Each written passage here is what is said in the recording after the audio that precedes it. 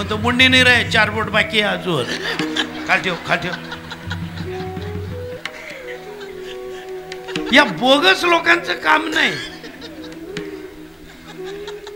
इकडे जर यायचं असेल ना तर काहीही करा, या ठिकाणी बाकी कशाचीच गरज नाही. फक्त अंतकरणातला शुद्ध भाव आणि प्रामाणिकपणा सोबत आणा. काहीच आणू नका, काहीच देऊ नका, फक्त एवढं घेऊन या. आणि ज्ञानोबांनी सांगितलं की दादा माझी इच्छा आहे.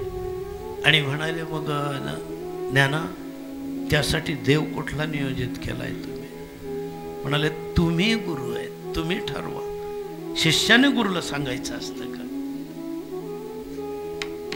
ज्ञानोबाच्या मनात काय शिष्याने ओळखलं.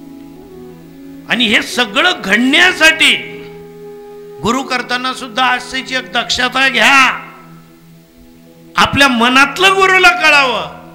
माझी मनीचा जाणून या भाव